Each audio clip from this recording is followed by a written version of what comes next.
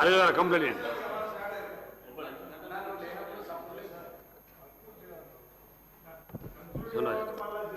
గవర్నర్లో legislative affair minister గారు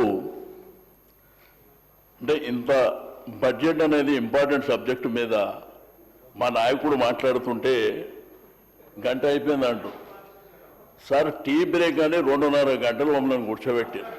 please please please please please చెప్పనివ్వండి sir. 2.5 గంటలు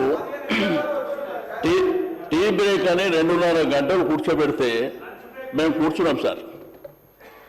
గవర్నర్ అడ్రస్ మీద ధన్యవాదాలు చెప్పేటప్పుడు ముఖ్యమంత్రి గారు ఢిల్లీకి వస్తారంటే 5-6 గంటలు మేము కూర్చున్నాం. ఆయన వచ్చిండు, పండబెట్టి తొక్కిండు.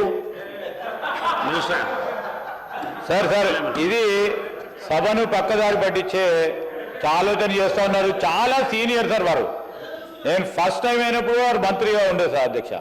వారికి మొత్తం ఆంధ్రప్రదేశ్ చూసిండు, ఇప్పుడు తెలంగాణ కూడా చూస్తూ ఉన్నారు సార్. ఈ శాసనసభకు సంబంధించి ఎప్పుడు కూడా ఆ రోజు కూడా ముఖ్యమంత్రి గారు వస్తారు, వారి స్పీచ్ ఉంటుందని చెప్పలేదు అధ్యక్ష. సమయాన్ని కూడా అందరి గౌరవ సభ్యులకు సభా సమయం ఇవ్వడానికి మీరు శాసనసభాపతిగా అందరికీ కూడా అవకాశం ఇచ్చింది అధ్యక్ష. ఆ సమయం ఆ విధంగా కోయిన్సైడ్ అయింది. అయినంత మాత్రం దాన్ని ఆ విధంగా చెప్పడం సరికాదు సార్. ఇదేం సార్, ఇది మీరు సీనియర్గా ఉండి ఈ విధంగా మాట్లాడడం సరికాదు సార్. గారు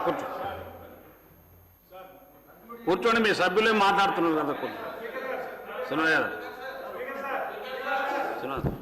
సార్ ఇప్పుడు మాకేం అభ్యంతరం లేదు సార్. ఒక్కని మాట్లాడండి శ్రీనివాస్ గారు.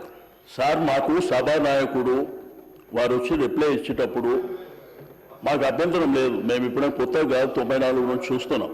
ఆ మర్యాద మాకుంది, ఆ గౌరవం మాకుంది. ఇప్పుడు శాసనసభ మీద మాకు గౌరవం ఉంది. టీ బ్రేక్ అని చెప్పి పోయిన తర్వాత 2.5 గంటలు మేము కూర్చున్నమాట వాస్తవం.